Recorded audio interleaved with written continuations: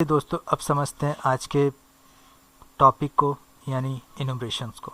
इनुमरेशंस को एक अटैकर द्वारा इनुमरेशन एक्चुअली एक अटैकर द्वारा की जाने वाली वो प्रोसेस है जिसमें अटैकर टारगेट सिस्टम के बारे में सारी जानकारी एकत्र करता है, जैसे user name, user group, list of their operating system, open ports, machine name, network resources और सर्विसेज वगैरह। एक आम बोलचाल की भाषा में अगर कहूँ तो एक अटैकर इनुमरेशन की प्रोसेस को तब अप्लाई करता है जब उसे विक्टिम या कंप्यूटर या सिस्टम जिसे अटैकर हैक करना चाहता है उस कंप्यूटर के बारे में ये पता करना कि विक्टिम या टारगेट कंप्यूटर में कितने यूज़र ग्रुप या यूज़र अकाउंट बनाए हुए हैं, ऑपरेटिंग सिस्टम कौन कौन से डाल रखे हैं, ओपन पोर्ट्स कितने हैं, कंप्यूटर्स का नाम क्या है और उनमें कितने तरीके सर्विसेज रन कर रही हैं। दोस्तों अब आप सोच रहे होंगे कि ये सारी जानकारियाँ तो हमने पहले ही फुटप्रिंटिंग और स्कैनिंग प्राप्त कर ली है, फिर इनुमरेशन क्यों और किस लिए अप्लाई करना है, जबकि ये सारी जानकारी हम ऑलरेडी फुटप्रिंटिंग और स्कैनिंग में देख चुके हैं। फिर भी स्कैनिंग और इनुमरेशन में वही सारी चीज़ें रिपीट क्यों हो रही है, इनमें अंतर क्या है? एक अंतर है दोस्तों, और वो अंतर यह है कि enumeration makes a fixed active connection to a system.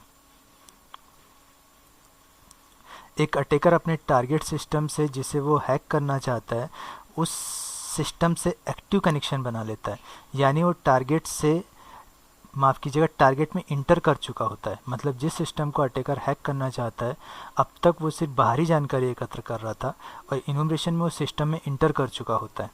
आइए इसे और खुलकर समझते हैं। दोस्तों एक ब्लैक हैट हैकर एक प्रॉपर प्रोसीजर फॉलो करता है, फुटप्रिंटिंग, स्कैनिंग और फिर उसके बाद इनुमरेशन। फुटप्रिंटिंग में अटैकर टारगेट के बारे में सारी जानकारियाँ जुटाता है, जैसे टारगेट कहाँ है, कितनी बड़ी ऑर्गेनाइजेशन है, एम्प्लॉय कितने हैं वगैरह वगैरह। फिर आती है स्कैनिंग की बारी। स्कैनिंग में टारगेट सिस्टम में क्या क्या रन कर रहा है ये सारी जानकारी एकत्र करता है, कौन कौन से सर्विसेज रन कर रही हैं ये सारी जानकारी एकत्र करता है। पर अभी तक अटैकर टारगेट में इंटर नहीं किया है, सिर्फ टूल्स के जरिए सारी इन्फॉर्मेशन कलेक्ट कर रहा है बाहर से ही। But when we are talking about enumeration, जब हम इनुमरेशन की बात करते हैं तो अटैकर टारगेट कंप्यूटर से एक फिक्स्ड एक्टिव कनेक्शन बना चुका होता है। इस प्रोसेस को अटैकर कैसे करता है ये हम प्रैक्टिकल सेशन में जानेंगे। पहले इनुमरेशन को पूरी तरह समझ लेते हैं। इनुमरेशन को 6 कैटेगरीज में बांटा गया। ये 6 कैटेगरीज कौन कौन सी हैं आइए इन पर एक नज़र डालते हैं। NetBIOS enumeration, SNMP enumeration, LDAP enumeration, NTP, SNMP और डीएनएस। इनमें से अटैकर नेट बायोस इनुमरेशन की वल्नरेबिलिटी का सबसे ज़्यादा फ़ायदा उठाता है।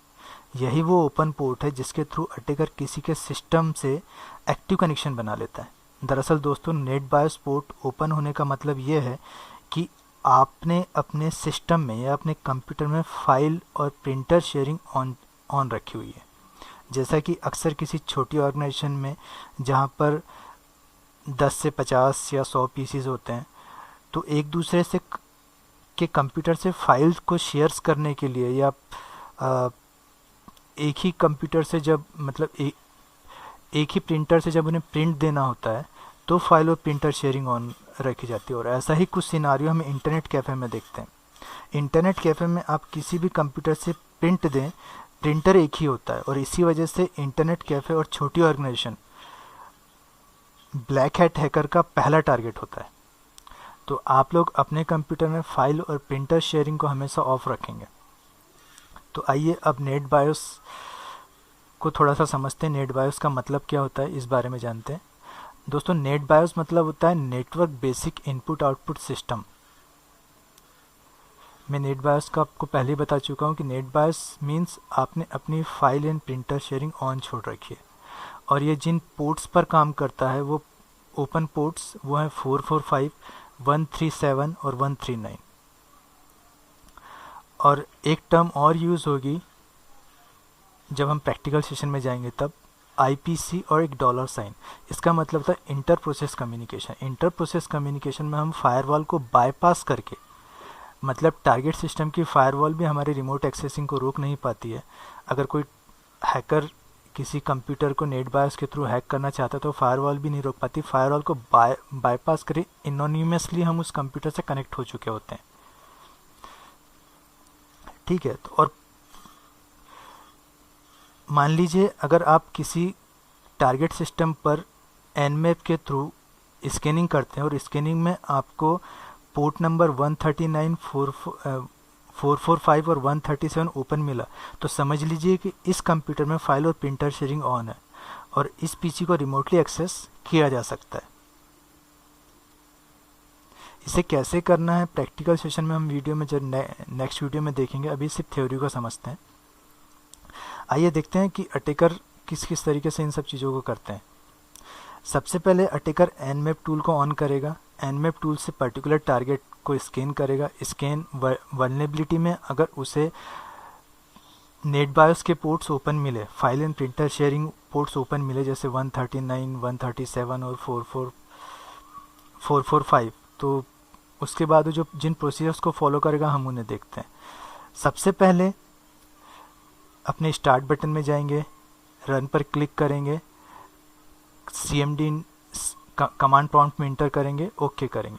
कमांड प्रॉम्प्ट में जाने के बाद एक कमांड देंगे NBT state-a और फिर टारगेट का IP एड्रेस, कुछ इस तरीके से। यहाँ पर आप देख सकते हैं NBT state-a to IP address है टारगेट का, जिसको अटैकर या हैकर हैक करना चाहता है, उसका IP एड्रेस है 207.175.1.1।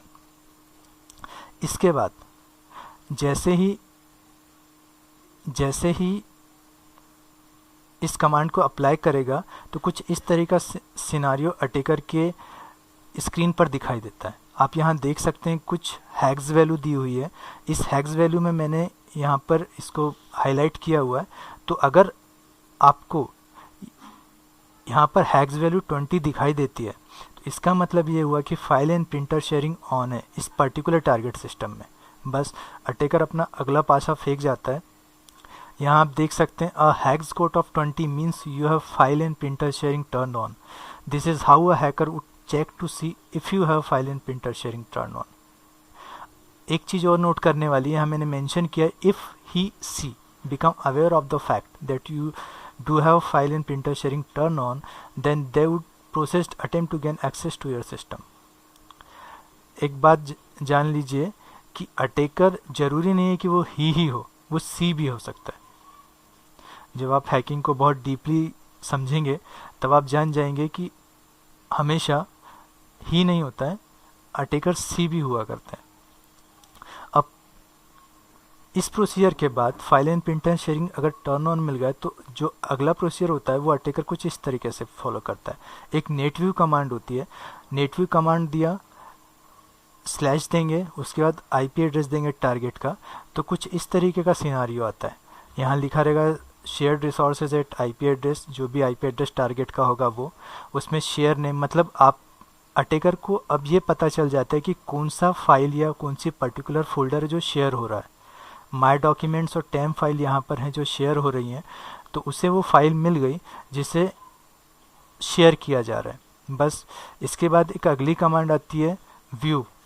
व्यू लिखने के बाद स्लैश दिया और फिर IP एड्रेस इंसर्ट किया, फिर इंटर दिया, तो माई डॉक्यूमेंट्स की शेयरिंग अगर कमांड सक्सेसफुल दिखाए, मतलब माई डॉक्यूमेंट्स की शेयरिंग सक्सेसफुल हो चुकी है, कमांड सही तरीके से रन कर चुकी है।